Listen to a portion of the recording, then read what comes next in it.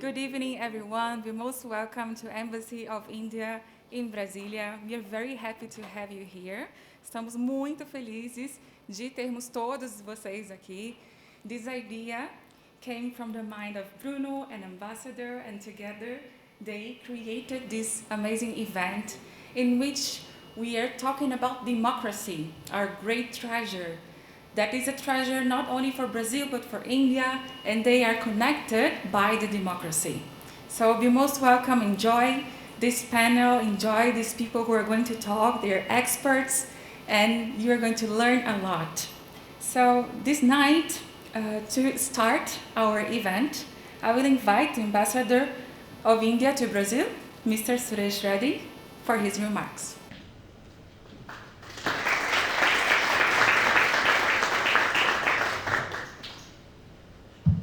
Thank you.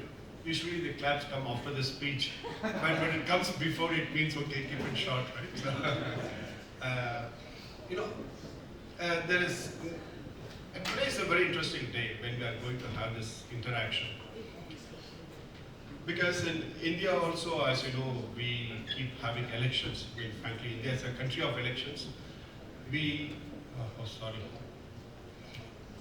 Ours is a country of elections. We have the general elections. Then we have the elections for the 28 provinces.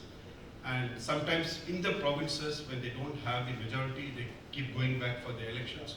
So, like right now, I think in about 3-4 days' time, we are going to have another set of elections in India. So when you see the elections in Brazil, naturally I find it exciting, I find it interesting. Que bom que vocês bateram palmas, né? Mas é melhor bater palmas depois, no final, porque senão é sinal que vocês querem que eu fale pouco. Mas agora melhorou o som, né? Então, estamos aqui falando sobre as eleições dos nossos países, né? Na Índia também estamos tendo eleições gerais. Às vezes a gente tem eleições gerais, como é a presidencial aqui no Brasil, mas também às vezes temos eleições apenas para as 28 províncias da Índia. E interprovíncias também, quando é uma espécie de segundo turno comparado ao que temos aqui no Brasil. Então, daqui a 3 ou 4 dias, começaremos esse processo eleitoral na Índia, e eu fico muito animado vendo esses processos eleitorais, tanto do Brasil quanto da Índia. I'm a student of sociology. One of the most interesting articles I read was about your last November municipal elections of the 2020. It was a very fascinating article in which the researchers had described the trend in the local municipal elections over the past 10 years, almost it was 12 years, and also the factors which influence the elections. Então, eu sou um amante da sociologia e eu li alguns artigos muito interessantes sobre as eleições municipais de 2020, e os pesquisadores apontaram alguns fatos muito interessantes que mostram o que acontece nessas eleições, desde 10 anos atrás, 12 anos atrás, quais são os fatores que contribuem para essas eleições acontecerem e como elas acontecem. And for me it was quite interesting because I came to Brazil in September and then these elections happened in November, and it helped me to understand better the society, and the thinking of the society when it comes to the local elections. And what struck me was the similarity of the thought process of the voters on both sides, whether it was in Brazil or whether it was in India. Então, foi muito interessante para mim, porque eu cheguei em setembro de 2020 no Brasil, e as eleições foram logo depois, em novembro, e eu pude compreender, através da leitura desses estudos, melhor a sociedade brasileira. E eu percebi que o processo de pensamento dos brasileiros é muito parecido com o dos indianos. And naturally, when the election process started early this year, we were very closely following it, as all diplomats do in every country. And here you can see we are very fortunate that we have many ambassadors, distinguished members of the diplomatic corps who are here with us. And that really reflects the interest they have in Brazil. That reflects their desire for understanding Brazil better. Então, naturalmente, quando as eleições estavam acontecendo, e agora, desse ano também, nós estávamos acompanhando de muito, muito perto essas eleições. E vocês podem ver aqui que nós temos um corpo diplomático de peso, com a presença de embaixadores e grandes diplomatas que estão aqui, e a presença deles está mostrando para nós o grande interesse que eles têm no Brasil e no funcionamento do Brasil, como as coisas acontecem aqui. And then with Bruno, me and Bruno, we have a very old association. Perhaps the first churrascaria in Brazil I had was in his house. Where is Megan? Megan, thank you for that. So when we were discussing about it and about the annual, this is the first annual kind of association meeting in Brasilia. And so I thought it's great. I mean, many of our ambassadors would love to meet each and every one of you to understand the election process and to understand the complexities and importantly, what happens in the future. So we are very happy that we are having this evening here today, and thank you so much to all of you for joining us here. Então, minha amizade com o Bruno Hoff é mais de longa data, né? E que talvez uma churrascaria, se a primeira churrascaria fosse na sua casa, né? O primeiro churrasco foi na casa dele. Então, muito obrigado pela sua presença aqui. Então, como o encontro anual do Camp está acontecendo agora, nesse momento, eu pensei, bom, por que não fazer, né, esse encontro aqui para falar sobre o processo eleitoral, para falar sobre a complexidade, as complexidades que esse processo traz e também sobre o futuro do Brasil. And I'm going to allow Bruno to do the bulk of the talking, but I look forward to hearing this exciting panel discussion by Sela and by Renato. And my request is to talk of the elections, but importantly also today the announcements which were made, and what do you think is going to be the implications for the future? What do you think is going to be the perception of the public on the announcements that were made today? And also within the Congress, how is the Congress going to react? Because we have some wonderful journalists also here who has joined us, members of the media. So we want to also hear from all of you, because trust me, I want to send a nice report back to my headquarters. So. Bom, então, hoje, né, daqui a pouco eu vou chamar o Bruno para ser o mediador desse painel e também estou muito ansioso para escutar o que os nossos participantes têm a dizer, né? A Sila e o Renato, Sila Schumann e o Renato, como fala o nome dele, gente? Desculpa. Dorgan, muito obrigada, eu não vou errar de novo. Então, eles vão poder trazer para nós essa percepção do que está acontecendo no país, desses recentes anúncios que foram feitos, o que as pessoas estão pensando disso, o que está acontecendo no Congresso, essa visão do futuro, essa perspectiva do futuro é muito importante, até porque temos membros muito distintos aqui da mídia também acompanhando esse painel. Então, vai ser muito interessante para todos nós. But before we get into the politics, I just want to state that India is going to be taking over the G20 presidency from 1st of December. And so I thought it's a good occasion for me to inform you about it, A, and B, to also show you what is going to be our presidency all about. Então, antes de entrar na política, eu quero dizer para vocês que agora a Índia assumiu a presidência do G20, a partir de 1º de dezembro, né?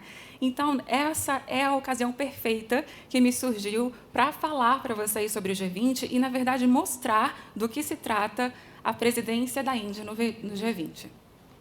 Please. India, home of 1.3 billion people, is a confluence of religions, traditions, and customs. A thriving global center of technology and the world's largest democracy.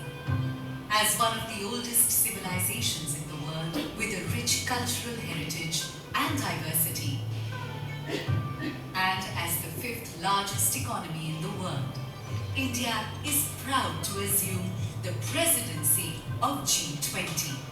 As the country blooms into a new era, we look to another poignant symbol for humanity to emerge victorious from its challenges. Lotus, the national flower of India, representing our culture, history, and heritage. A poignant symbol for humanity to emerge victorious from its challenges.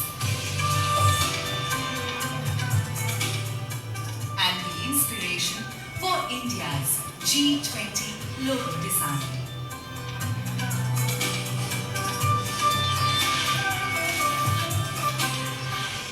The design, rendered in saffron, white, green and blue, is drawn from the national flag of India.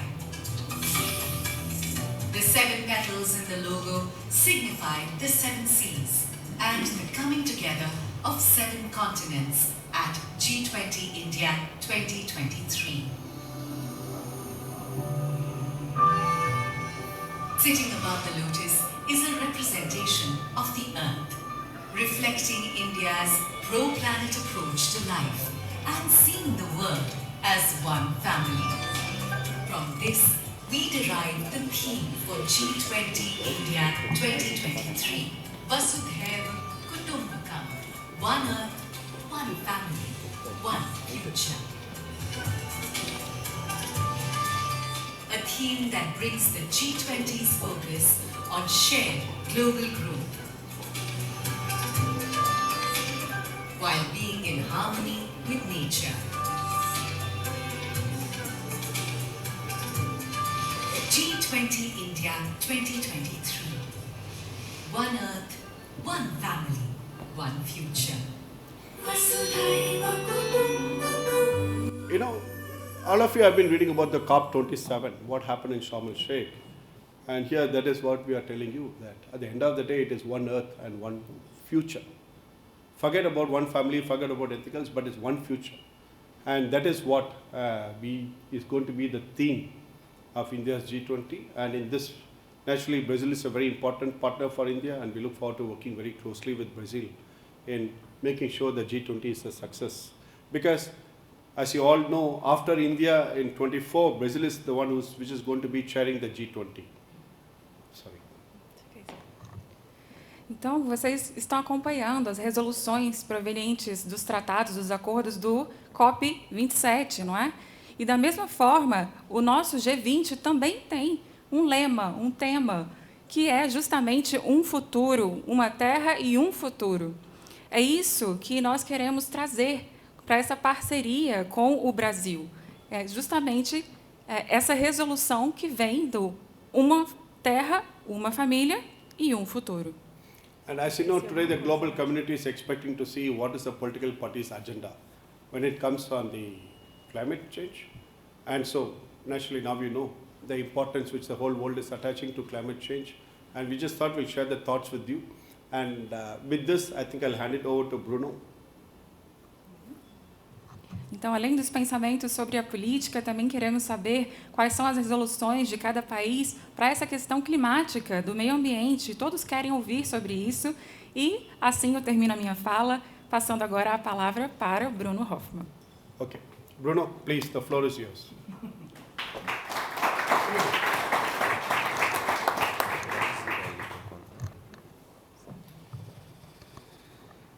Good evening. I promise I'll be quick. First of all, I'd like to thank you, the Ambassador Suresh Reddy, for being such an amazing host, as we know he always is. A great friend and a superb ambassador, someone who recognizes opportunities, has a keen strategic thinking, acts quickly, and adds value to everything he touches. India couldn't have a better representative in Brazil. You want to repeat it? Yeah. I'll translate. Em primeiro lugar, gostaria de agradecer ao embaixador Suresh Reddy por ser um anfitrião incrível, como sabemos que ele sempre é. Um grande amigo e um excelente embaixador. Alguém que reconhece oportunidades, tem um pensamento estratégico aguçado, age rapidamente e agrega valor a tudo que toca. A Índia não poderia ter um melhor representante no Brasil. Brazil and India are between the biggest democracies in the world. Partners for a long time, they share many common values, among them appreciation for the democracy process of choosing their political leaders. Brasil e Índia estão entre as maiores democracias do mundo, parceiros de longa data, compartilham muitos valores em comum, entre eles o apreço pelo processo democrático e de escolha aos seus líderes políticos. I would like to recognize and thank the presence of all the ambassadors here, some of them good friends, including from Korea, Bangladesh, Vietnam, Netherlands, Norway. Am I missing anyone? By now? No, I guess. Okay. South Africa, of course. I'm so sorry. Yes, my good friend. Lucy from South Africa. And Sri Lanka, yes. Thank you so much for coming here. In events such as this, we show appreciation to democracy and show that perhaps the diplomacy and the political consultants have a lot in common, meaning we are key players on the ground, the ones who can change the path of history while we frequently make decisions in a highly stressful scenario. Gostaria de reconhecer e agradecer a presença de todos os embaixadores aqui, alguns também bons amigos, incluindo da Coreia, Bangladesh, Sri Lanka, Vietnã, Holanda, Noruega e África do Sul. Em eventos como esse, mostramos apreço à democracia e mostramos que talvez a diplomacia e o mundo dos consultores políticos também tenham muito em comum. Ou seja, somos protagonistas, estamos tomando decisões no terreno e aqueles que podem mudar o rumo da história, enquanto frequentemente tomamos decisões em um cenário altamente estressante. So better than hearing analysis from observers, why not hear straight from the source? From the minds who were creating, who were getting the candidates ready for debates, professionals who were polling, crunching numbers, and hearing the electorate on focus groups. So here we have Sula Schumann, Vice President of CAMP, and also from Idea Research Institute, and a very respected political consultant and analyst. And also Renato Dorgan, a CAMP member and long-time and highly respected pollster who has advised many campaigns all over the country during this cycle. Então, melhor do que ouvir análises de observadores, por que não ouvir diretamente da fonte, das mentes que estavam criando, que estavam preparando os candidatos para os debates, profissionais que estavam fazendo pesquisas, analisando números e ouvindo o eleitorado em grupos focais. Então, aqui temos a Sila Schumann, vice-presidente do CAMP, também do Instituto Ideia, e consultora política, analista muito respeitada. E também Renato Dorgan, membro do CAMP, pesquisador de longa data, muito respeitado e que, claro, assessorou diversas campanhas em todo o país. That said, we have here with you, not only at this panel, but also in this room, some of the best in the country, and it's an honor to be here and share ideas with all of you. Dito isso, temos aqui com vocês, não só neste painel, como também em toda a sala, alguns dos melhores consultores políticos do país, e é uma honra estar aqui para compartilhar ideias com todos vocês. Thank you very much, muito obrigado. Shall we start? Vamos começar? Yes.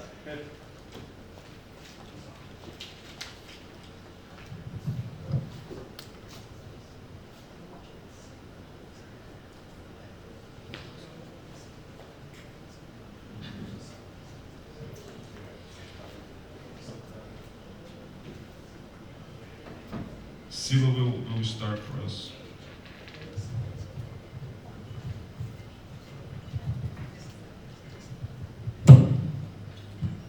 So good evening, thank you for having us. It's a pleasure to be here. Thank you for the ambassador, thank you everybody. So I guess I will speak in Portuguese because I will have to translate myself anyways. So I'm gonna go in Portuguese. Bom, boa noite, obrigada por nos receberem, obrigada ao embaixador e a todos vocês. Gostaria de começar falando de como é que foi essa eleição com relação ao que está acontecendo na América Latina. Nós temos na América Latina hoje uma série de eleições em que ganha a oposição. Há uma visão de que quem ganha as eleições, quem tem ganhado as eleições na América Latina é a esquerda, mas eu não vejo assim, eu vejo que são governos de oposição, muitos desses governos... Desculpa, só como a gente só vai fazer uma mudança de microfones, porque é aquele microfone que está ligado à câmera, para poder fazer a gravação certa, tá? Então peço só um minuto.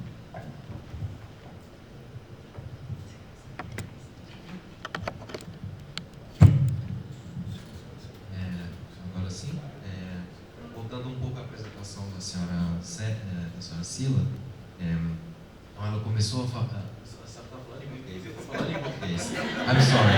Okay, now I can speak English. We can go in French, in Italian. We can go in French and Japanese and all. Okay, so sorry.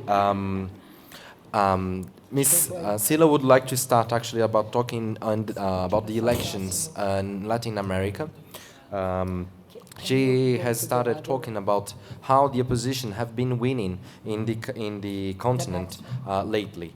Some analysts say that actually who are winning is the left. But in her point of view, actually who is winning is the opposition, not exactly the left, as she will be showing us. Yeah, so as you can see... Oh, não. Agora eu tenho que falar em português. Como vocês podem ver aqui, eleições como Colômbia, Peru, Equador, Uruguai, com resultados muito próximos entre os candidatos. Então, você vê eleições polarizadas em todos esses países, como é o caso do Brasil. Isso faz com que o presidente eleito entre já com uma baixa popularidade, com muitos problemas, porque ele entra com um país absolutamente dividido. As you can see in the graphic, for Colombia, Peru, Uruguay, the elections that the presidents won were really close by the results. So it shows actually a very polarized society as we have in Brazil. So this creates a problem for the president who is elected, especially the low popularity that in the beginning of its mandate, and also many other problems. Então, a gente tem esses problemas de entrada. Aqui no Brasil, fazendo um pouco um histórico do que aconteceu, a gente teve uma eleição entre dois candidatos amplamente conhecidos e amplamente rejeitados, um ex-presidente e um atual presidente. Isso nunca tinha acontecido na nossa história, o que fez com que os eleitores estivessem posicionados desde o início a respeito do que eles fariam nessa eleição. Então, a gente tinha ali já de cara, quase que no começo, 91% dos eleitores decididos em quem eles iam votar, independente do que aconteceu na campanha. So, Ms. Sila was talking about the anti-problems that presidents faced, and then she changed for the electoral scenario that we had in Brazil. We have had two very known candidates in Brazil, very high in popularity and widely known in the society. This actually was the first time that an actual president and a former president were running for a presidency. It was the first time in Brazil.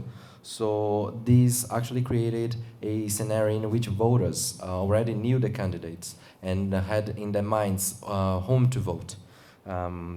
So in the beginning of the electoral run, around 91% of the voters already knew how many in whom they would vote. Thank you. And they were very rejected also. They were very known and very rejected. Eles eram muito conhecidos e muito rejeitados.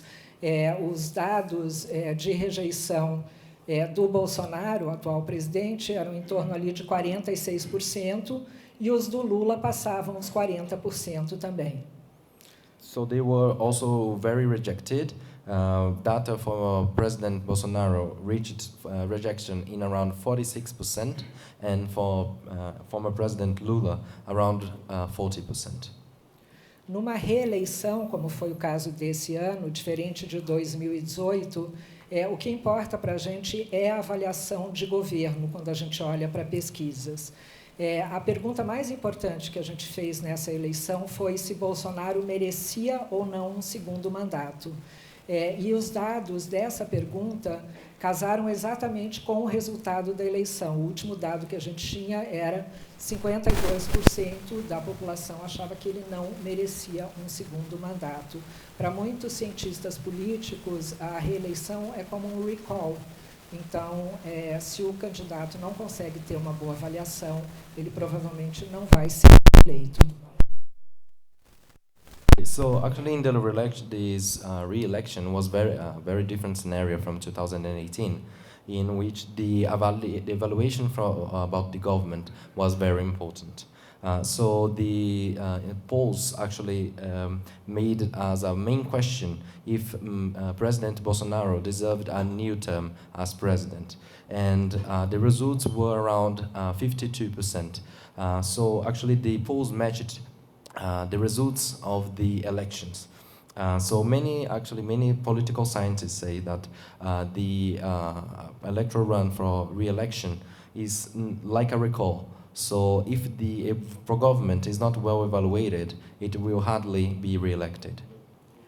E o que aconteceu durante todo o ciclo é que o ex-presidente Lula, o presidente eleito, ele conseguiu subir até a rejeição do Bolsonaro, mas o Bolsonaro não conseguia ir até a rejeição do Lula. Por quê? Porque Bolsonaro passou o governo e parte da campanha falando só com os eleitores dele. Ele não entendeu que ele tinha que ir além do antipetismo para poder ganhar a eleição. So what happened? Mr. Lula actually rose up to the rejection of Mr. Bolsonaro during the electoral race, which made him reach very good levels of voting. But Mr. Bolsonaro actually just focused during the last 4 years and also during his electoral run on the anti-PT feeling during the elections. So Mr. Bolsonaro did a faulty move not to reach to other groups. I would like to see the next slides, please. The next one. Next one, please. Yeah. So a gente teve uma eleição de muita continuidade na Câmara, agora já começando a falar do que vai acontecer. É uma eleição de mais, next please, de mais continuidade do que a gente teve em 2018, que foi uma eleição dos outsiders, incluindo o Bolsonaro e uma série de candidatos que chegaram na Câmara naquele momento da antipolítica em que o brasileiro queria tudo menos um político tradicional. Okay. So entering in the results of the Congress, actually, what we see is a continuity. And actually, we will start talking about the future, what will happen. With the results of the polls show a continuity different from 2018, which showed a feeling of anti-politics in which the voters of Brazil were willing anything but politicians. So we have, a gente tem esse quadro bastante colorido do que vai ser o nosso Congresso. A gente vai ter menos partidos do que já tivemos antes, mas assim mesmo é um Congresso bastante pulverizado com o qual o presidente eleito vai precisar lidar. Okay, so in this chart you can see the results of the polls by parties. And we have a Congress with less parties than the last elections, and it results that the elected president, Mr. Lula, will have to deal with a pulverized Congress in his term.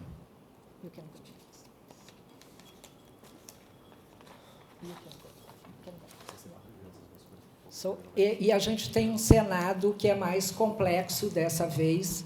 É um Senado bastante... A gente, no Brasil, não tem segundo turno na eleição para o Senado, o que faz com que alguns senadores tenham sido eleitos com margens muito pequenas de votos em alguns estados, com pouca representação. O eleitor também decide sobre o voto do Senado, tem decidido muito mais tarde, o que traz um problema para o que a gente vai ter no próximo ciclo, porque você tem senadores ali que nem sempre representam, apesar de terem ganho a eleição, não vou dizer que eles não representam, mas tem uma representação talvez um pouco baixa, e isso vai ser um desafio para o novo governo, o Senado, sem dúvida nenhuma. In the Senate, we have a more complex scenario. In Brazil, just a note, we don't have a second run for the senators. So it creates that the problem that a few senators were elected with a very low percentage of votes, which actually creates a paradox, which is that they do not represent much of the population. This actually shows a trend of the voting population, which is that they decide later in which senator to vote. I'm sorry. Okay. No, as you can see here, for example, Goiás, you have the senator was elected with 25% of the votes, and in Mato Grosso do Sul, the senator was elected by 61%. So. Então, como vocês podem ver, mostra justamente a tendência que ela falou anteriormente, de que os senadores foram eleitos com uma quantidade menos expressiva de votos. So we had a lot of governors that were re-elected because they had a good approbation of government, as I said, about the presidency. Então, a gente teve alguns governadores que foram reeleitos por conta da ligação também com a presidência. Não. Não? Não, que eles foram reeleitos porque eles tinham alta aprovação, como o presidente. Desculpa. Então, eles também foram reeleitos como eles tiveram uma alta aprovação, como o presidente reeleito. Ela está falando em inglês agora. Okay, so you see that the data that I told you before about if Bolsonaro deserved a second term, and those were the data. You can go further. Aqui a gente vê o dado se Bolsonaro merecia um segundo mandato, exatamente. Ali você vê exatamente o resultado da eleição de segundo turno. You see exactly the result of the election at the second round. You can go further, please. And here, no, come back. Go. So here you can see what happened with Bolsonaro. So Bolsonaro had an approbation rate close to his antecessors like Fernando Henrique Cardoso, Dilma Rousseff, and others. But he had a very bad situation when we saw his negative rates. O Bolsonaro, então, ele tinha um nível de aprovação parecido com o que tinham na eleição Fernando Henrique Cardoso, Dilma, mas ele tinha um saldo negativo muito alto. Isso fez com que ele tivesse muita dificuldade de avançar na campanha. Ele perdeu muito voto nos estados do Sudeste, que foram os estados que o elegeram, especialmente eleitores da classe C. Esses eleitores voltaram um pouco para ele no final do segundo turno, mas não foi suficiente para ele ganhar a eleição. Do you want me to speak in English? Yeah, she was translating a half, so I'll translate the other half that she didn't translate, so you can catch up. So as you can see, the voters in the southeast region of Brazil was the region in which Bolsonaro lost most voters, and also the people from the class C, which is a category to divide the people in social classes in Brazil. Então, em linhas gerais, eu acho que foi isso o que aconteceu na nossa eleição, e o que o novo presidente tem pela frente é um governo tradicional, de coalizão, uma frente ampla que ele fez no segundo turno, em que ele vai precisar lidar com esse Congresso, com essa população que já começa em oposição a ele, com uma situação econômica muito grave. Então, a gente tem aí momentos bastante complexos para lidar, diria que muito mais complexos do que o que está acontecendo hoje com o Bolsonaro, com não aceitar os resultados da eleição. Acho que a questão econômica vai continuar sendo a mais importante nesse novo governo. So, in general term, that's what I think about the elections, and the new president elected will be a traditional government, a coalition government in Brazil. As we saw, he gathered an ample front for the electoral run in the first and the second turn. And actually, the new government will have to deal in the beginning with that population already in opposition to the government, which will create also a problem when we join it with the problems that we have been facing with the economy. And it is actually a much more complex scenario than the one that Bolsonaro is living right now with the going against the results of the elections. So actually, it will be a very complex scenario that the new government will have to deal next year. Dentro desse cenário, eu enxergo que ele vai trabalhar muito mais para desfazer muitas ações que o governo Bolsonaro fez, e aí eu estou falando de meio ambiente, de educação, de comportamento, de área social. Então, nisso, eu acho que o presidente eleito vai conseguir fazer muitas coisas e fazer de novo com que o Brasil seja respeitado internacionalmente, já que o atual governo foi um governo muito isolado. Agora, nas questões de economia, acho que ele vai ficar bastante preso à situação atual, que não vai ser simples. Okay, so inside this scenario, the new president will probably be undoing many things that the last government did in a few areas, such as environment, education, behavior, and social areas. The president elected will also focus in regaining the respect of the international community, which was lost during the last term during the president. And actually, the economy will present a much more complex issue to deal, which will tie the government to the actions that they will be free to do. E, para finalizar, ele vai ter um problema com esse congresso, que é um congresso não só de não renovação, mas como de volta de políticos tradicionais bastante fisiológicos. Então, ele vai ter uma relação muito cara com o governo, cara no sentido de custo mesmo. Mas a gente tem aí um governo com pessoas muito experientes, o próprio presidente eleito tem muita experiência nisso, então isso é um ponto positivo. So the Congress that the new government will have to deal with, it is a Congress with traditional politicians, which will actually be very expensive in terms of cost to have these relations with the Congress. But the government will have a lot to do during this new term. So thank you very much. Thank you for your translation. And now Renato can talk, and then we can answer your questions. Obrigada por tudo, e depois a gente responde as perguntas. We'll be answering the questions later. Boa noite a todos. Eu não vou falar como a Sila em inglês e português, porque nós, cientistas sociais, antropólogos, a gente não consegue pensar a ciência social em outra língua não ser português. Então, vou pedir desculpa para vocês, vou falar em português, o nosso amigo aqui vai traduzir.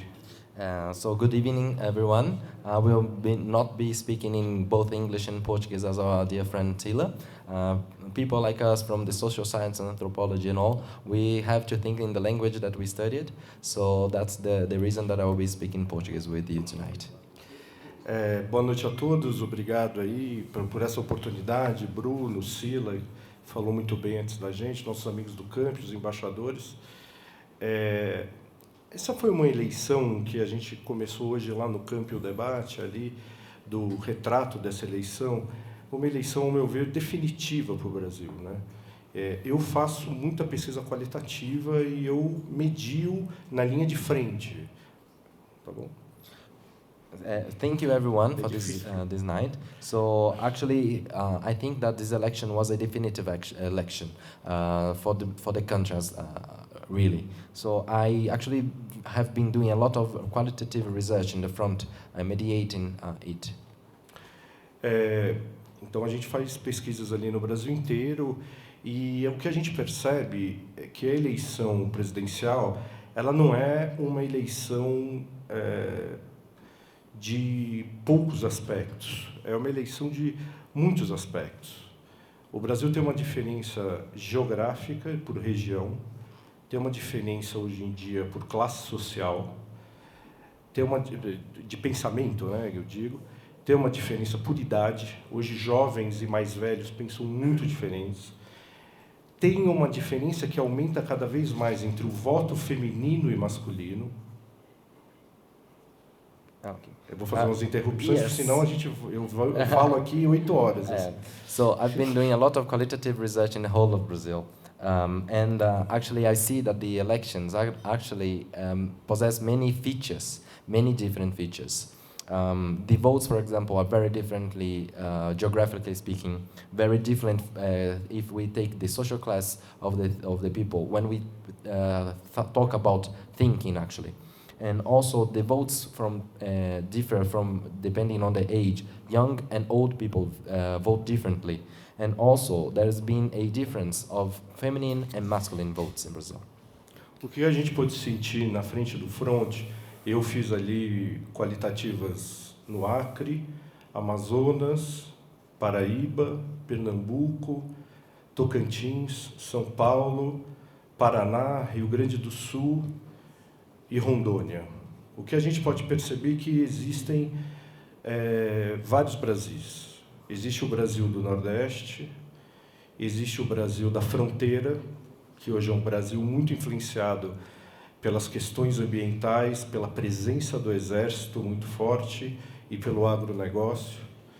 E existe o Brasil do Sudeste, ali, principalmente São Paulo, Rio de Janeiro, com um pouco ali do sul do Brasil, que é um país onde estão os serviços, a indústria, o comércio. I've been doing research actually in a few states in Brazil, such as Acre, Amazonas, Paraíba, Pernambuco, Tocantins, Paraná, Rio Grande do Sul, and Rondônia. And actually, the conclusion that I've come to realize is that there is not only one Brazil, but many Brazils. There is the northeastern Brazil, there is the boundary, the Brazil in the boundary, which is related to the environment, the security, the army, and the other issues. There is the southeastern Brazil, which is composed by São Paulo, Rio Grande do Sul, Rio de Janeiro, and also a few states of the south of Brazil, and in which it is located the industry and the services of Brazil.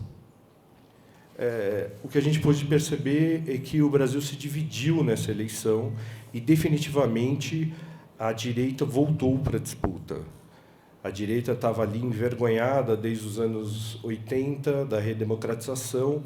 Ela se travestiu muito tempo ali no voto para o PSDB, né, principalmente no século XX, mas era um voto ali anti-PT, não era um voto convicto ali no PSDB, mesmo o PSDB tendo desempenhos grandes ali em alguns estados.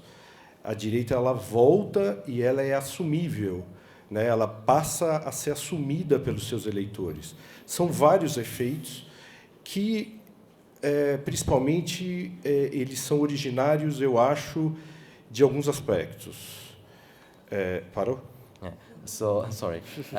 So Brazil we come in the end of the election with Brazil, which is divided, and with a clear conclusion: the right has come back to Brazil to stay. And the right in Brazil for the last 30 years, since the redemocratization in the 80s, actually clothed itself as PSDB voting. So people actually did not vote pro-PSDB. They voted anti-PT. So it was not a pro-right vote. It was much more an anti-PT vote. So that's what we come to realize. The right is back, and people have appropriated it to themselves. E são alguns aspectos. A crise do PT, o impeachment da Dilma e a Lava Jato, a vitória do Trump nos Estados Unidos em 2016, e uma importância na economia do país muito destacada do agronegócio, né? Além do aumento do evangélico, que é muito exponencial, ele aumenta cada vez mais nas grandes cidades, não, pelo país inteiro.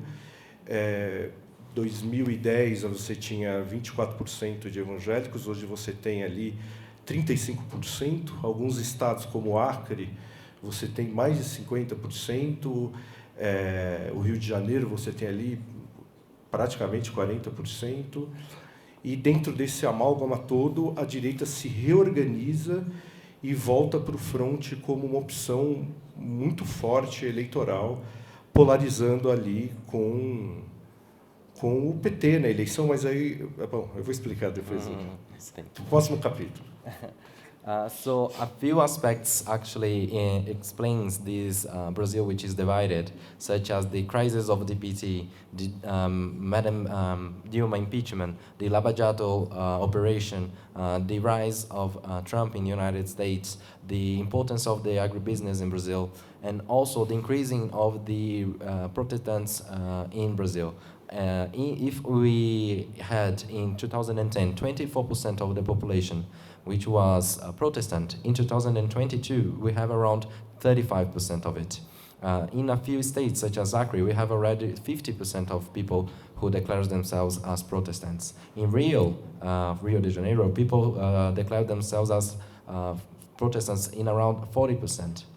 So during this process, the right has reorganized itself as an option for polarizing against a few forces in Brazil, especially PT. Bolsonaro nasce nesse contexto, em 2018, como a Sila tocou aqui, falou muito bem, e vira esse grande líder nacional com vários aspectos ali que ligam todas essas pontas da estrela ali da direita, né? Em contrapartida, ele disputa a eleição contra o maior fenômeno eleitoral do Brasil, depois de Getúlio Vargas, que é Luiz Inácio Lula da Silva, que para as classes C2D é o grande provedor ali de uma melhora de vida ali no começo do nosso século aqui, quando ele ganha a primeira eleição em 2002. A polarização se deu nesses dois grandes símbolos, a direita e a esquerda, mas isso é o reprise da República Brasileira. So Bolsonaro is born in 2018 during this context that we have just explained. A leader that actually connected all the points of the stars that was creating the right in Brazil. So he has connected all these aspects that we have raised, and actually he fought against the most popular leader of Brazil since Getúlio Vargas, that died in 1945, if I'm not mistaken. And also Lula represents the bettering of the lives of the people that composes the class C and D in Brazil since he was elected in 2002.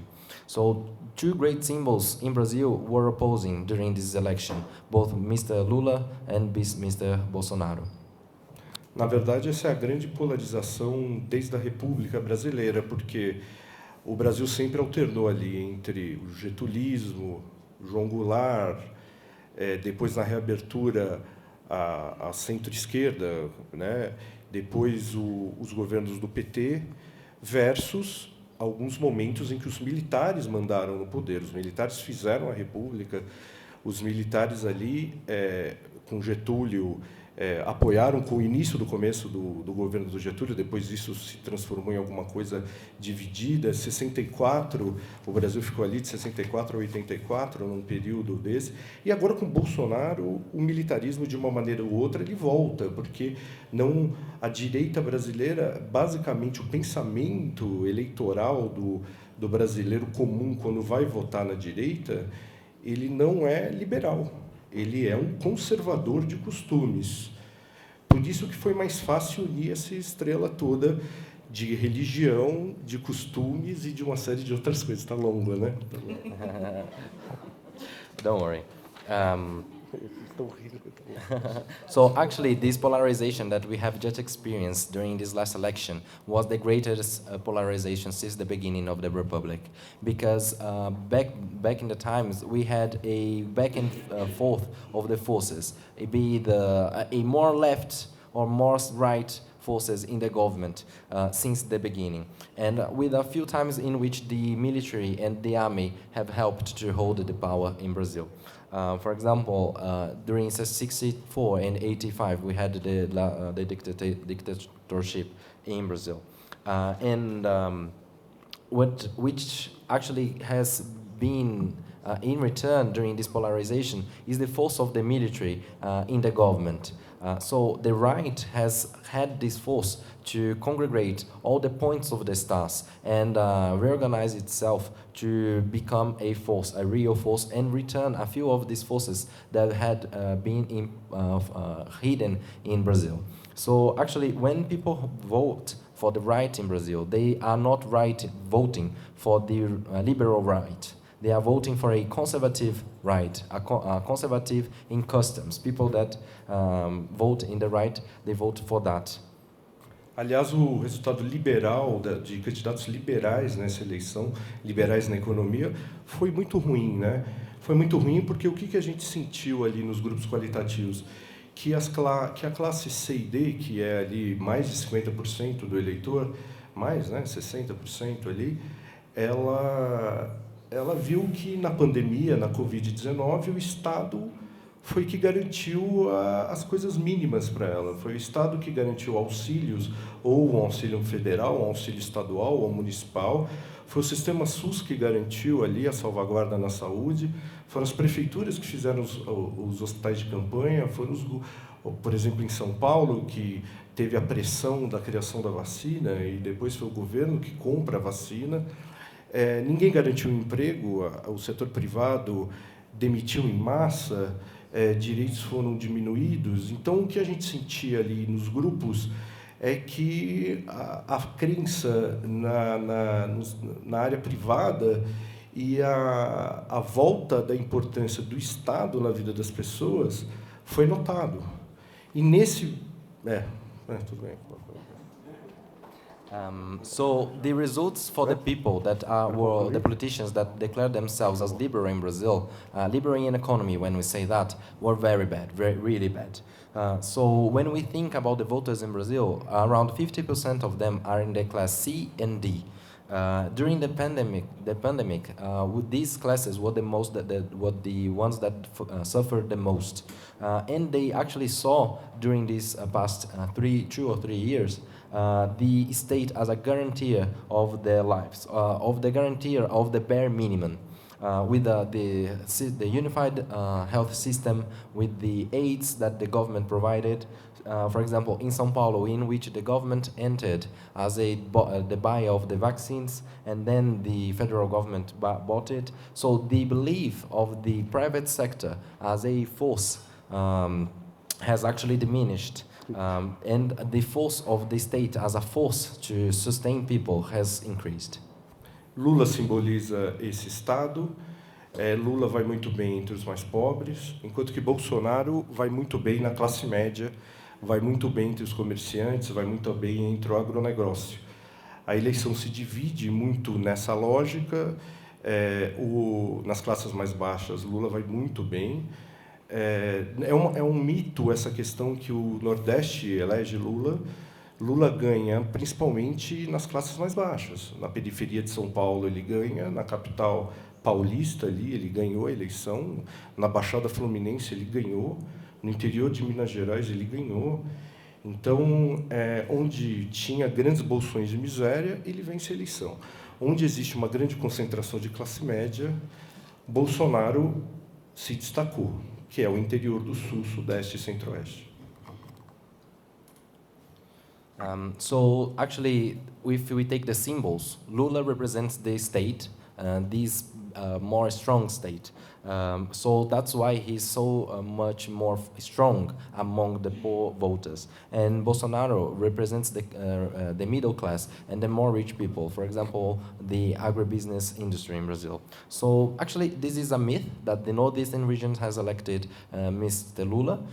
Actually, the voters that most voted to Mr. Lula come from the periphery, from São Paulo, the interior of Minas Gerais, from cities that are most populated and most poor.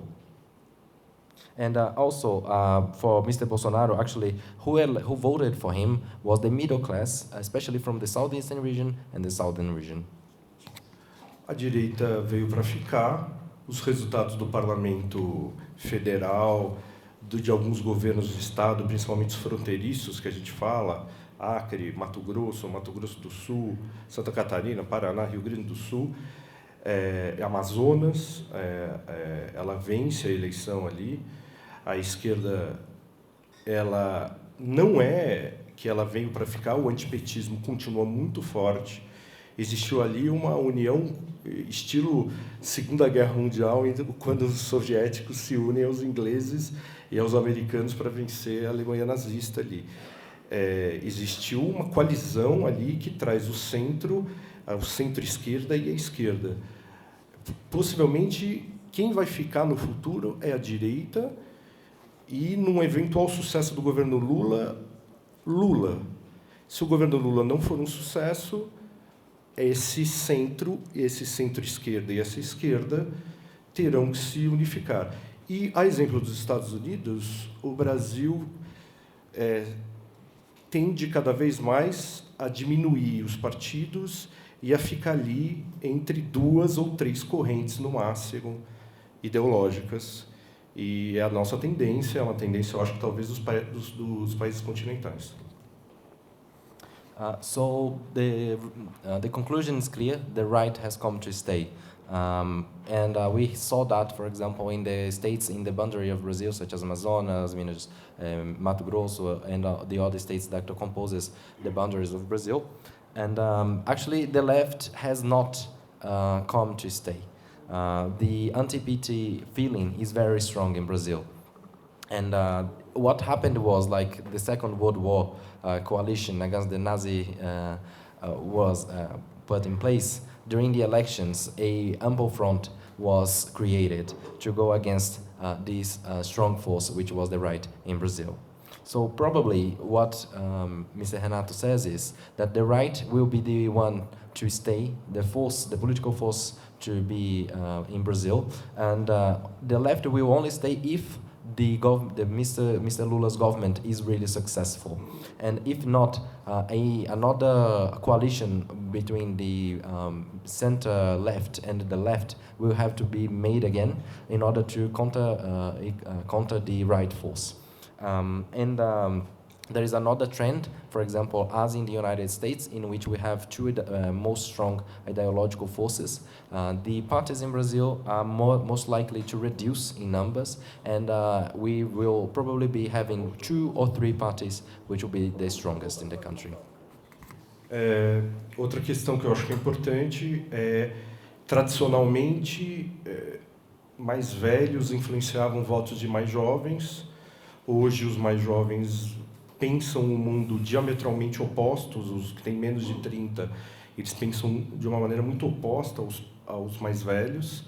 Tanto é que você vê essa diferença entre os votos, né? Os mais velhos votam em Bolsonaro em massa e os mais jovens em Lula. Mulheres votam cada vez mais diferentes de homens. A classe média e a classe pobre votam muito diferente. E ao meu ver, uma bobagem das diferenças regionais, na verdade, elas somente são diferenças de classes sociais, onde tem muita classe social de um estilo e onde tem muita classe social média e muita classe social baixa, ali vai ser a grande diferença. Infelizmente, o Nordeste e alguns estados do Norte, eles se desenvolveram menos, por aí não é o objeto da nossa conversa aqui, mas eles se desenvolveram ao longo dos séculos ali, principalmente na colonização e na distribuição do dinheiro do poder central, que foi muito concentrada ali onde tinha lavoura, em Minas, em São Paulo e no Rio. Mas isso é um outro capítulo. Então, o Brasil é um país continental, a eleição ela é complexa, o governo Lula vai enfrentar uma oposição realmente organizada, oposição tucana do século dos 2 mandatos dele, ela não era tão ideológica como essa, e a expectativa popular de um sucesso na melhoria de vida é muito grande, entendeu? Então não vai ser um governo ali, ele não vai ter a facilidade que ele teve ali em 2003, e ele vai ter que atender esse eleitor mais pobre de uma maneira muito rápida, para ele não ter ali uma desaprovação que passe de 50%, porque, com certeza, metade do eleitor ali vai estar espiando muito sério ele, porque foi um eleitor que votou em Bolsonaro. Okay. Desculpe aí por ter me alongado. Tudo bem. Traditionally, we've seen that the votes in Brazil were actually influenced by the old people to the young voters. And actually, we've been seeing a lot of differences and different evolution in the trends of the voting in Brazil. So now, for example, we see clearly that the young vote different from the old. Men vote different from women, and the middle class and the low class have been voting differently as well. And for Mr. Renato, actually the regional differences is not too strong. Actually, which explains the regional differences in voting is the social class of the population in this state. Unfortunately, as he says, the northeastern and the northern region have less developed along this last centuries in Brazil, and well, as he says, it's another topic. It's not the topic for this conversation, but we can explain different in another time. But very short, Minas Gerais, São Paulo, and Rio de Janeiro were the states that concentrated the wealth in during the colonial times, for example. So, all in all, Brazil is a continental country. It's a very complex situation in which we'll be living, especially during the elections. And now we have a very organized opposition, different from the one that Lula faced in his first and second term with the PSDB, the Tucanos. And now we have a right which has organized itself very differently and very ideologically as well. And there is a population that actually have been dreaming for a better life because they have experienced it before. And there is a need for the government to target the 50% most poor population in Brazil. If not targeting it, it will danger itself to become rejected very rapidly. Obrigado a todos. Thank you.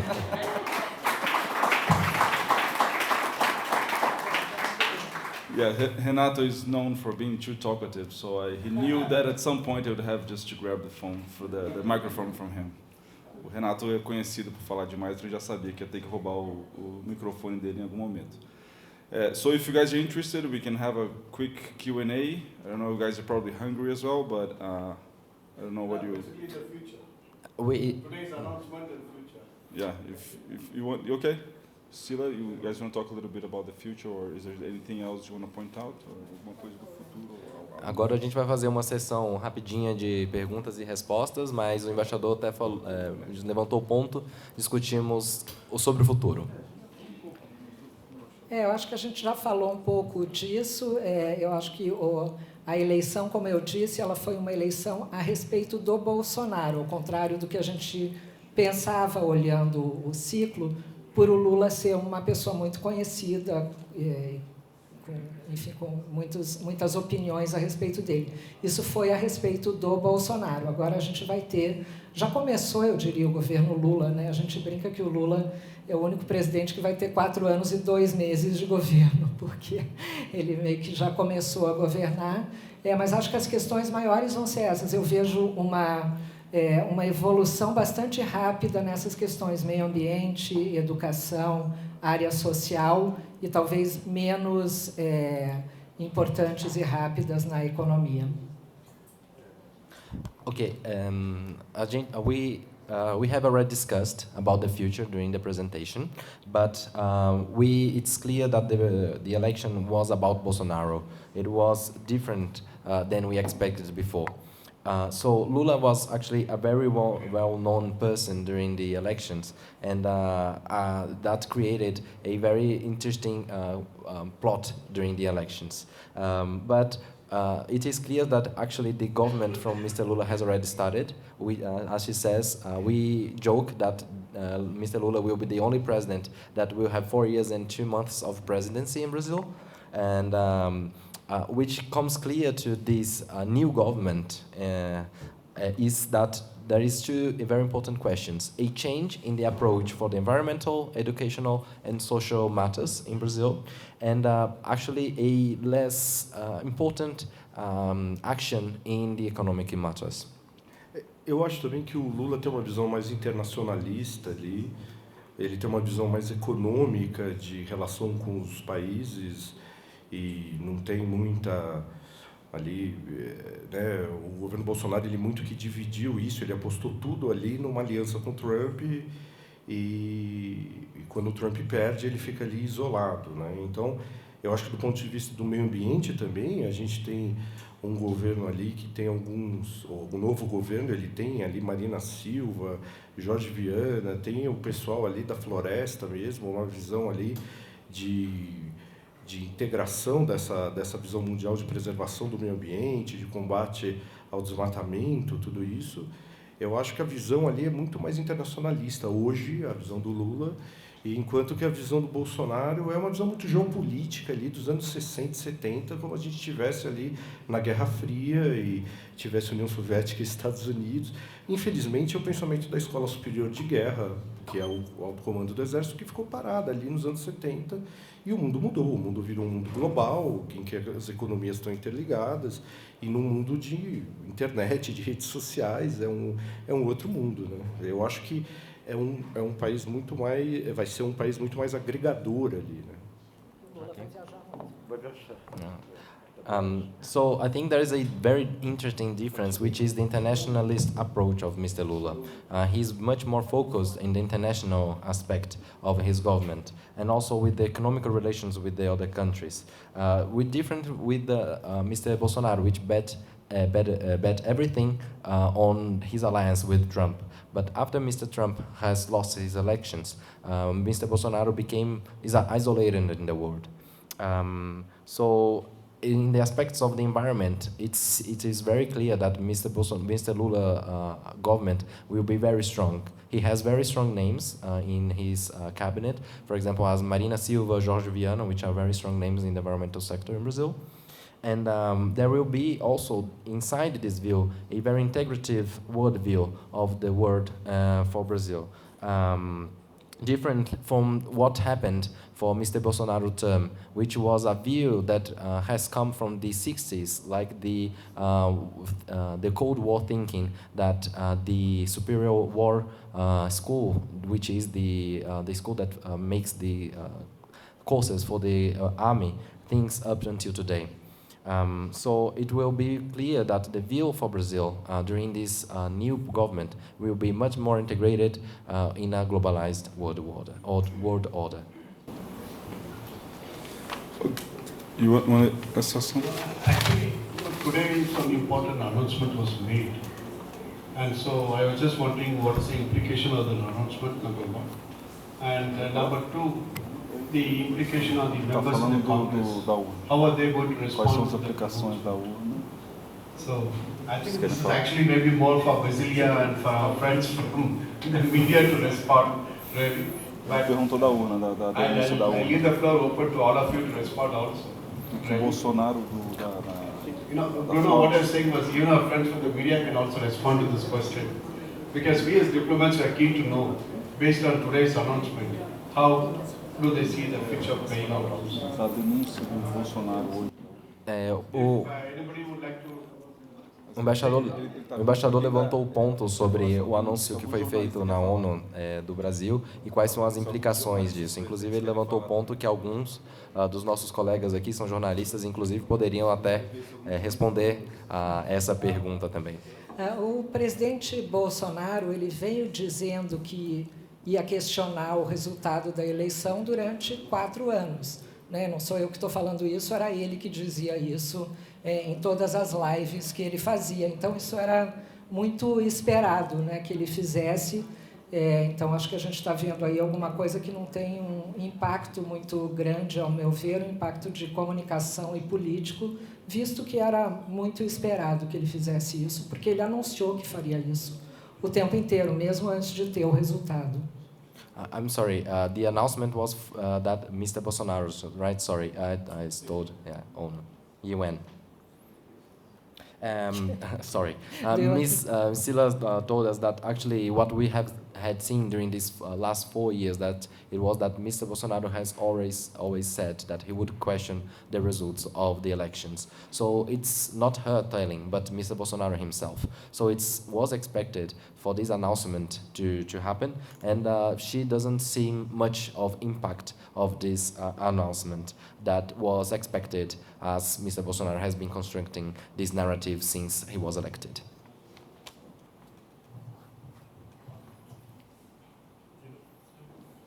to add something more about whether the 99, deputados would stay with him? Come on. Of course, you need to introduce yourself, right? Por favor, se introduzir e antes de fazer a pergunta. Bom, basicamente o presidente do partido do Bolsonaro, o Valdemar Costa Neto, é presidente do PL, que é o partido de Jair Bolsonaro. Ele apresentou um relatório dizendo que existe inconformidades nas urnas e que isso poderia ter levado aí a uma mudança no resultado eleitoral. So the PL president, Valdemar Costa Neto, has released a report about the inconformity, about the urns, the results of the urns, which would change the results of the elections. Bom, teve basicamente duas reações que foram bastante relevantes nesse sentido. A primeira foi do presidente do TSE, Alexandre de Moraes, que fez o que a gente chama no Brasil de dar uma trucada. Não vai ter como você traduzir isso, então vamos colocar no chessboard. Ele fez uma jogada de xadrez para enquadrar o presidente do PL. Ele disse o seguinte: o presidente do PL falou que algumas urnas poderiam ter sido fraudadas devido a ali um erro de código e que isso então poderia ter impactado no segundo turno. O presidente do TSE então respondeu e falou: tudo bem, então eu quero que vocês questionem não apenas o segundo, mas também o primeiro turno, no qual o seu partido foi o que mais elegeu deputados, com 99 deputados. E deu 24 horas para que ele se posicione. Até agora ele não se posicionou. Okay. So there were two very important reactions. The first one was that after the results of the release of the report, Minister Alexandre de Moraes from the TSE, he declared as a trucada. Trucada means like he doubled the bet that he received from the PL president. So the answer was, if the urns had a problem that the results were not legitimate during the second turn, so he ordered to an audit for the first term as well, as the PL was the party that elected the most deputies in Brazil with 99 deputies. So he has given 24 hours for the PL to reply to this request, which has not happened yet. E a segunda questão é que partidos que no passado foram de oposição ao PT, como o PSDB, já se posicionaram contrariamente a essa alegação, e daí existe uma apuração de bastidores que a gente da mídia faz com bastante frequência, que o Valdemar da Costa Neto, presidente do PL, partido do Jair Bolsonaro, fez contato com ministros de cortes superiores, anunciando há mais de 24 horas que ele faria um gesto que não representava a vontade dele, mas a vontade dos apoiadores do presidente. Ou seja, ele já anunciou para tentar, enfim, não ficar com a responsabilidade jurídica sobre essa falsa, não digo nem falsa, quem sou eu para falar falso ou verdadeiro, mas sobre essa denúncia. And the second reaction was more a reaction that we as journalists see in the background. A few parties actually have already declared against this position of the report, questioning the results of the urns. But in the background, what we have seen is that Valdemar Costa Neto, the president of PL, has, in the last 24 hours, reaching to ministries and other authorities, declaring that he would do something that he himself would not like to do, but he was forced to do because of the supporters of the people that he represented. E para concluir rapidamente, os outros partidos da coalizão do Bolsonaro, como o PP e o Republicanos, não se posicionaram a favor desse questionamento. Então, a tendência é que isso não vá muito adiante, que não ganhe força, ao menos no campo político. Onde isso pode ganhar força é no campo social. A gente tem uma série de acampamentos Brasil afora, de pessoas questionando o resultado das eleições, e a gente tem visto, inclusive, algumas cenas de violência e houve mortes, né, ao longo da campanha, isso sim pode ser agravado, ou seja, politicamente não deve ter resultados, no entanto, do ponto de vista social, é capaz que haja que tenha aí um resultado de mais violência ou de mais polarização. Basicamente isso. The coalition that was with the President Bolsonaro, or some of the parties, did not declare themselves either pro or against the report. So they have not declared themselves yet. But so the results of this announcement might not have any political implication, because it will be already been done in the political scenario, as there is no support for it. But probably there will be a social implication. We have seen a few campings of people around Brazil, which have been gathering for the support of this thesis, and what we have seen during the electoral run was a few deaths and a few acts of violence. So it might increase because of the announcement of the report, but nothing is clear as yet. Thanks, really appreciate and now I'm going to ask Brasilia to share her thoughts. I told you there's nothing called free dinner, right? Gente, eu acabei de comentar que eu ia fazer uma pergunta para o embaixador da Índia.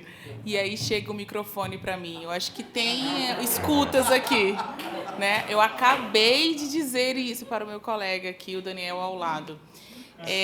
Para o senhor que esteve presente na reunião com embaixadores e o presidente Jair Bolsonaro e outros representantes aqui de embaixadas, eu gostaria de saber da sua avaliação sobre a vitória de Bolsonaro e a derrota sobre a vitória de Lula e a derrota de Lula. Como que o senhor vê, então, o desdobramento disso? O senhor esteve lá com Bolsonaro no dia em que ele falou de dúvidas sobre o processo eleitoral, sobre falhas nas urnas. O senhor, como embaixador, essa representação internacional de importância e de atenção à política brasileira, como que o senhor vê o resultado, então? Porque agora a verdade é uma só. O presidente, ou o próximo presidente, é Lula e não Bolsonaro. Ms. Basilia, thank you for your question. Obrigado, senhora Basilia. Mr. Ambassador, so she poses a question actually for you. She has been actually talking to her colleague right before receiving the mic, and she was telling that she would like to make a commentary question. And when she stopped talking, she received the mic. So maybe someone was listening to her. So she starts her questions like that. For you who were in the meeting with the ambassadors that Mr. Bolsonaro prepared a few months ago, that you were there when he questioned the implications of the elections and the trust of the elections in Brazil, what is your evaluation of the winning of Mr. Lula as president and the defeat of Mr. Bolsonaro as president? As she says, now the truth is only one. Mr. Lula has gained the elections, and he will probably be the next president. And she would like to know, for you, what is your evaluation about that?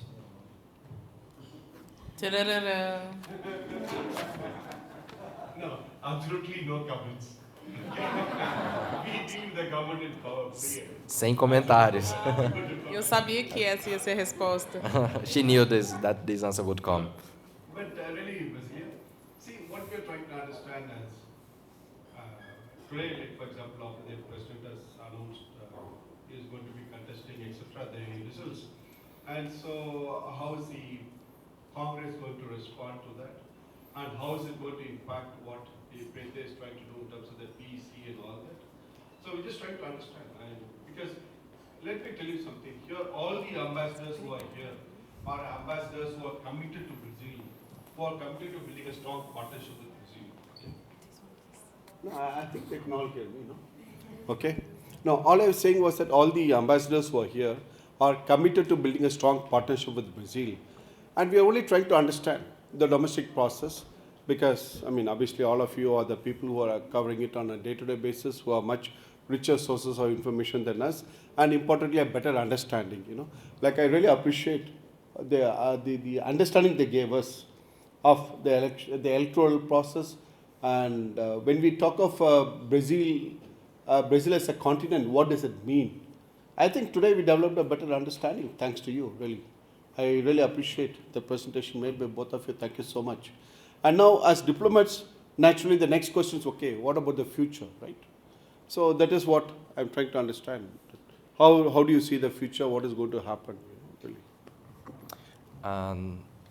A gente, como diplomatas, a gente tem o dever de tentar entender o que está acontecendo no país no qual a gente está posto. Assim como vários dos nossos colegas aqui, que são também embaixadores e diplomatas, eles estão aqui para tentar construir uma parceria de longo prazo, uma parceria forte com o Brasil.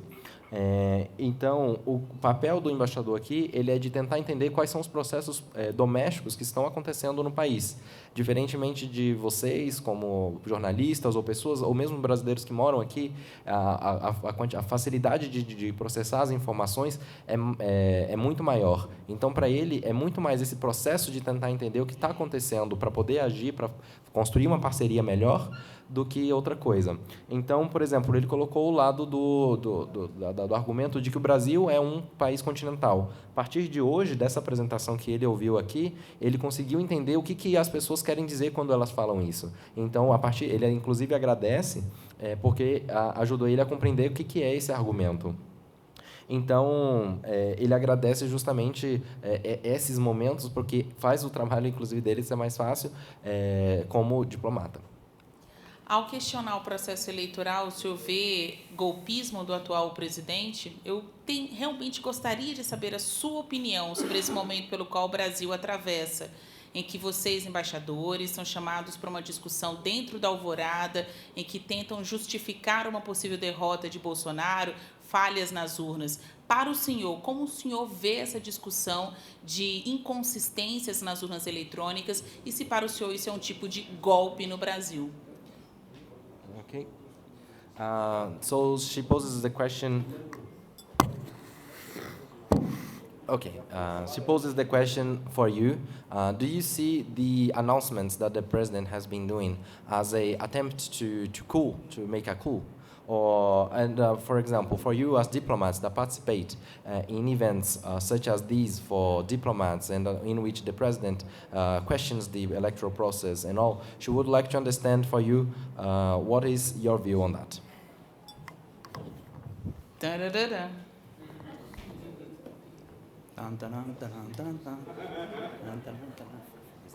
No, I think it's part of regular democratic elections, a democratic electoral process, where some candidates win, some candidates lose, some candidates question the outcome. So we really do not attach any other, significance to that. It's a right of every candidate who participates in the elections. That's it. Period. I don't attach any other significance to that in terms of as a coup or something. No, I don't think any other diplomat attaches to that also. No, we don't look at it that way. No. We simply look at it as the right of any candidate participating in elections to have clarity about his win or loss. That's it. Então, na verdade, ele enxerga isso como uma parte do processo democrático, em que os ganhadores e os perdedores eles questionam ou eles afirmam as suas posições, em quem afirmando as suas posições naquilo que eles acreditam. Então, ele não anexa nenhuma significância a essas declarações e ele também acredita que nenhum outro diplomata também colocaria dessa forma. And if you quote me tomorrow, I'll say wrong translation, Eu não peguei. E se alguém falar alguma coisa diferente amanhã, foi minha culpa, gente. Então, por favor, eu preciso.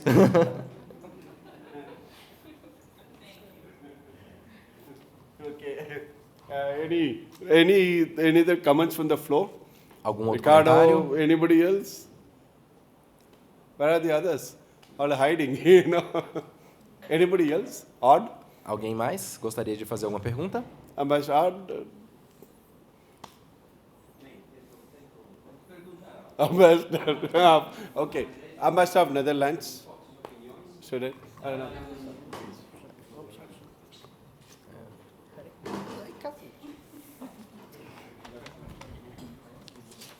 I'll do it in English.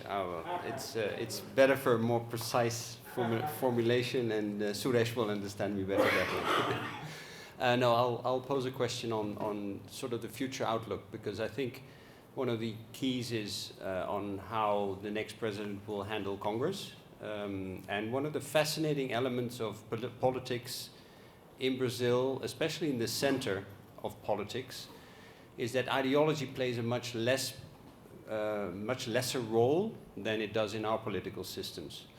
I think now you have on the left, the PT is fairly ideological. I think on the far right, Bolsonaristas are fairly ideological, if you could call that an ideology, but everything that is the Central is fairly flexible, ideologically speaking. So if you were speaking about Brazil developing a 2 or 3 party system, what would that third party look like? Because everything in the middle, from center right to center left, is included in the Central.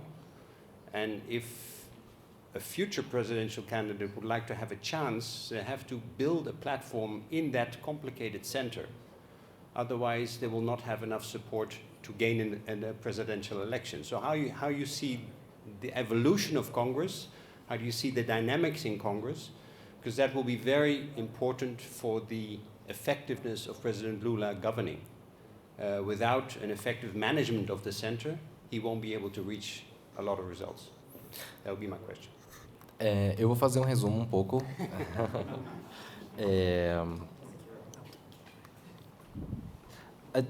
A pergunta, basicamente, ela envolve como vocês enxergam o futuro e a evolução, a dinâmica do Congresso e como o novo governo vai lidar com as dinâmicas desse Congresso.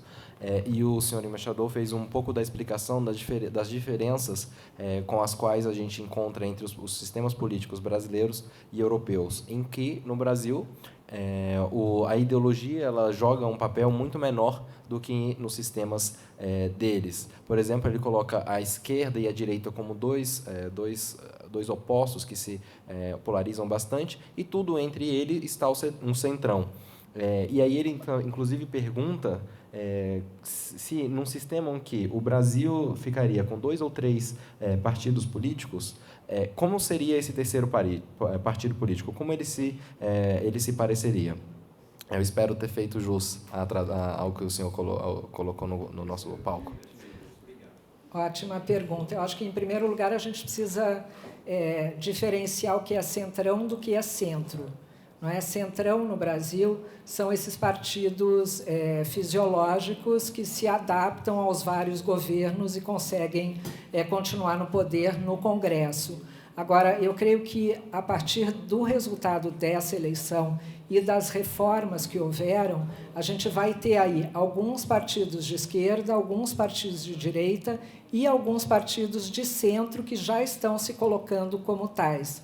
E eu creio que, na próxima eleição, a gente deve, sim, ter candidatos de centro, ou candidatos que a gente costumou chamar aqui de terceira via, competitivos, porque eu vejo essa eleição como um pouco um fim de uma era. Eu não vejo um futuro tão...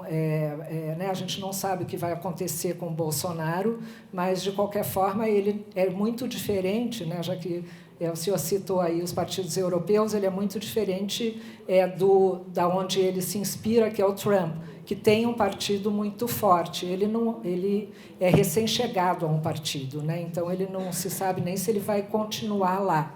Então, Bolsonaro é isso. Lula tem uma idade e vai colocar, provavelmente, de ministros, vários presidenciáveis, vários candidatos que poderão ser candidatos a presidente, não obrigatoriamente do partido dele. Então, eu acho que a eleição próxima nossa vai ser muito diferente dessa, da anterior e das anteriores. Ok, so there is a very... Tudo bem, é sobre isso. Sobre a pergunta, muito obrigado. Desculpa, sorry, I have to speak in English now. It's a very good question. In first place, we have to define the difference between the Centrão and the Centro. The Centrão is these physiological parties that depend and change accordingly to the government that is in place. Actually, after the elections and the reforms that were made over the last few years, she sees that a few parties on the left, on the right, and the central, which is different from the Centrão, which is the central is the middle, right, in this the spectrum, will be in place. So a few parties will be probably launching very competitive candidates in the next elections, especially the ones in the middle. And she also sees this election as an end of an era, because we do not know exactly what will happen to Mr. Bolsonaro after it, because he's very new to the party, and we don't even know if he's going to stay there. And different from the people that he has been inspiring himself like Mr. Trump. Mr. Trump is from a very consolidated party and with a very consolidated ideology. So that's the question. We do not even know if Mr. Bolsonaro will stay in his party right now. And for Mr. Lula in this new presidency, he will be probably putting a few potential candidates for presidency in the next election as ministries. So even people that are not from his party, so that it will create a very different scenario for the next elections.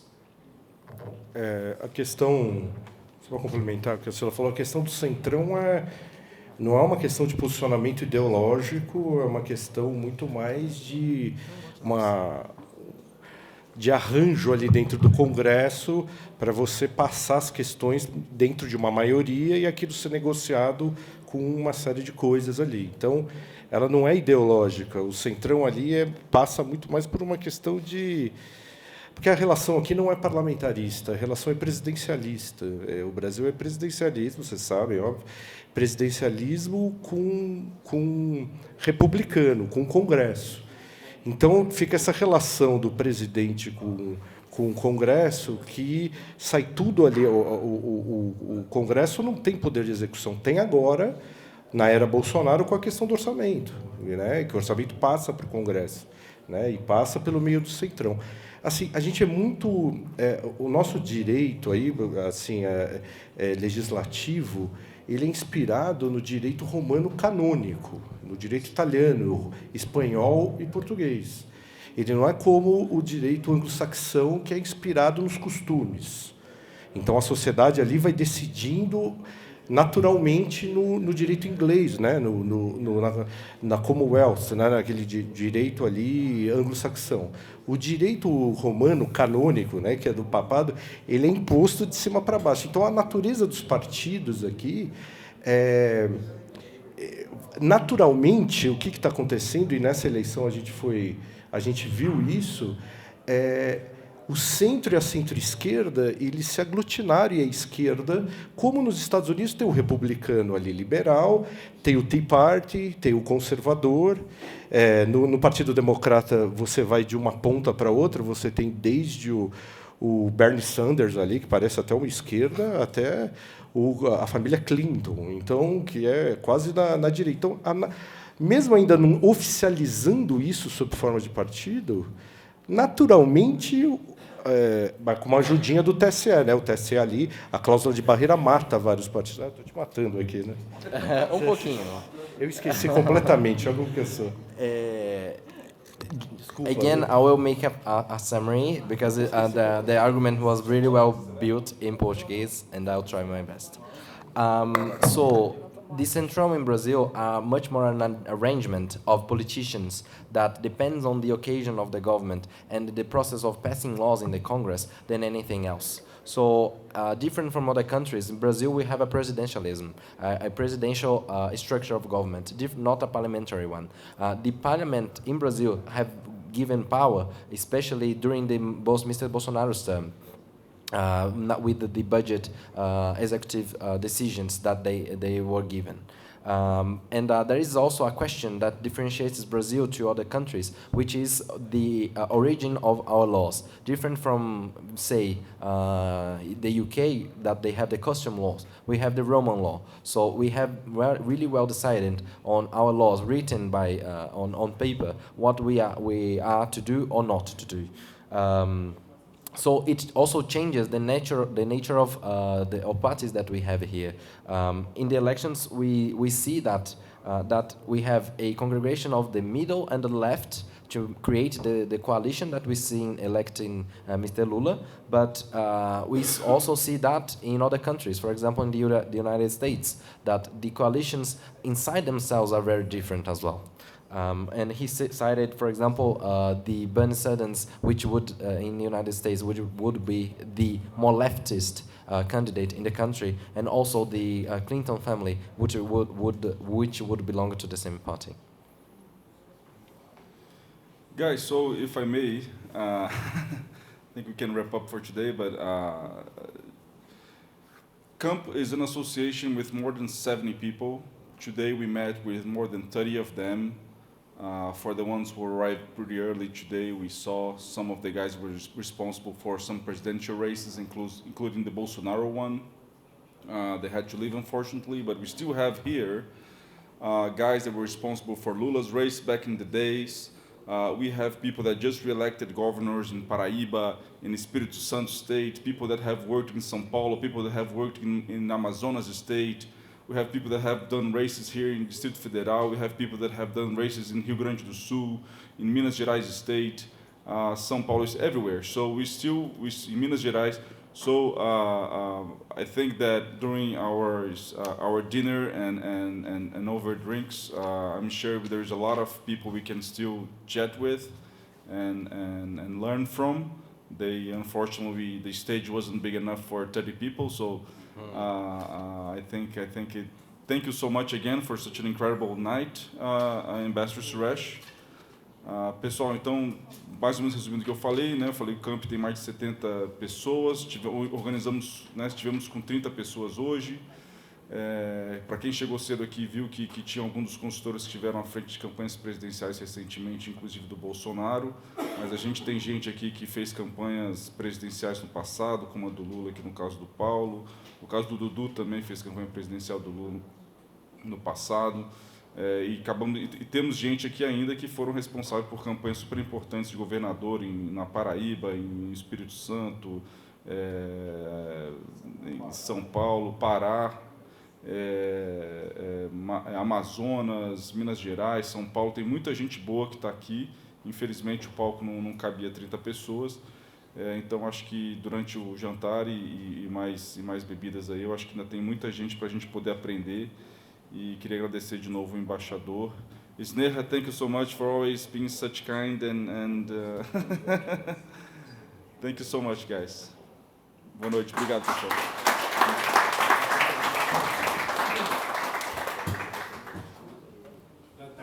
Thank you so much for this wonderful presentation. Thank you.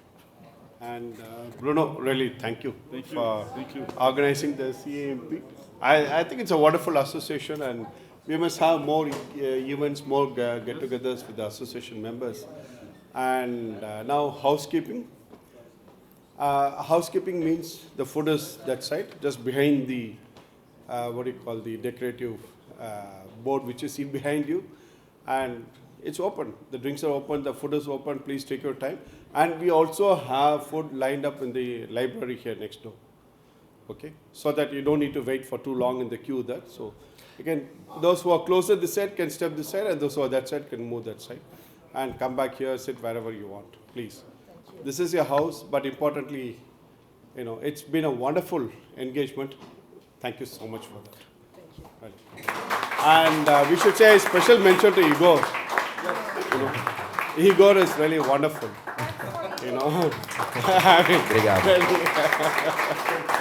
we should say parabéns, Igor. So,